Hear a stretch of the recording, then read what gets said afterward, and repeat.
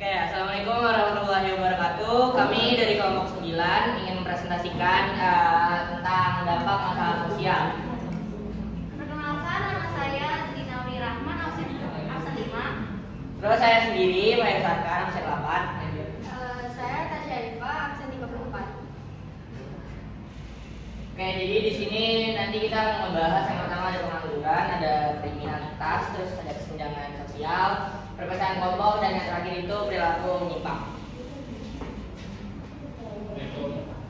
Oke, jadi yang pertama di sini ada pengangguran. Jadi definisi dari pengangguran tersendiri adalah pengangguran adalah orang yang tidak mempunyai pekerjaan, sedang mencari pekerjaan atau sedang mempersiapkan sebuah usaha baru. Jadi misalnya orang kalau dia baru lulus dari sekolah, terus dia lagi sedang mencari pekerjaan, itu bisa disebut dengan pengangguran juga. Atau dia lagi transisi gitu, mau cari kerjaan baru, itu juga disebut pengangguran. Nah, dampak pengangguran di sini yang pertama pendapatan nasional menurun. Nah, jadi kalau pengangguran itu bertambah, otomatis kan pendapatan per kapita masyarakatnya kan berkurang. Nah, jadi pendapatan nasionalnya juga otomatis bakal menurun gitu. Terus yang kedua, ini udah termasuk pembahasan tadi, produktivitas tenaga kerja dan upah rendah.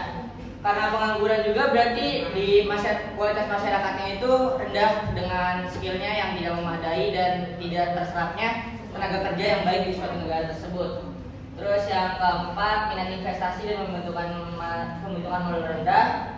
Yang kelima, menjadi sumber utama kemiskinan. Ya otomatis kalau pengangguran nggak punya penghasilan dong, ya dia jadi miskin. Oke, yang terakhir, pemborosan sumber daya manusia. Ya kalau dia nganggur, otomatis dia kayak nggak ada kerjaan kan, paling cuma nongkrong-nongkrong dan sebagainya, dia nggak punya kegiatan-kegiatan yang positif, otomatis kayak pemborosan sumber daya manusia. Di sini ada kriminalitas. Kriminalitas atau tindakan kriminal, segala sesuatu yang melanggar hukum atau sebuah tindakan kejahatan disebut seorang kriminal. Nah, contohnya itu pertama ada seorang pencuri, yang kedua pembunuh, ketiga perampok, dan yang keempat itu teroris. Dampak kriminalitas, satu, rusaknya tatanan hidup masyarakat karena ada pihak-pihak yang dirugikan, dan yang kedua mengganggu stabilitas nasional, yang ketiga mengganggu keamanan.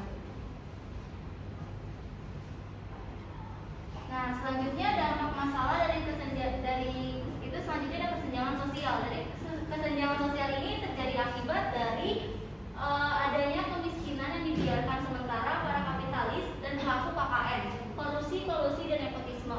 Nah, dibiarkan kesenjangan sosial ini dapat mengakibatkan kriminalitas karena adanya ketidakseimbangan ekonomi. Terus faktor dari kesenjangan sosial sendiri ini juga ada karena rendahnya mobilitas sosial, pendapatan per kapita suatu negara, dan tidak meratanya pembangunan. Nah, selanjutnya dampak masalahnya yang terjadi itu juga ada perpecahan kelompok. Jadi permasalahan yang tak kunjung usai mengakibatkan adanya konflik dan dendam di antara dua belah pihak. Konflik dan dendam ini akan mengakibatkan perpecahan antar kelompok. Terus jika perpecahan terusnya berlanjut akan mengakibatkan perang. Jadi perpecahan kelompok ini bisa menjadikan perang. Terus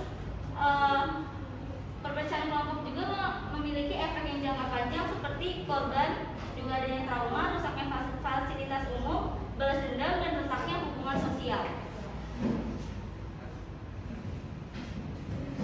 Perilaku menyimpang. Perilaku menyimpang adalah perilaku yang tidak berhasil menyesuaikan diri dengan kehendakan masyarakat atau kelompok tertentu dalam masyarakat. Perilaku yang menyimpang dari norma dan nilai sosial keluarga dan masyarakat yang menjadi penyebab memudarnya ikatan atau solidaritas kelompok. Contoh perilaku menyimpang. Yang pertama, penyalahgunaan obat-obatan terlarang. Yang kedua ada tawuran, tiga balap liar, keempat pencurian, yang kelima bullying, yang keenam pelanggaran lalu lintas seperti menerobos lampu merah, yang keenam korupsi, yang ketujuh buang sampah sembarangan. Dan di sini ada dampak perilaku menyimpang. Yang pertama, merusak tatanan nilai norma dan peratana sosial yang ada di masyarakat. Yang kedua, merusak unsur budaya yang mengatur perilaku individu dalam kehidupan. Oke, jadi sekian presentasi dari kelompok ini. Kurang lebihnya mohon maaf. Assalamualaikum warahmatullahi wabarakatuh.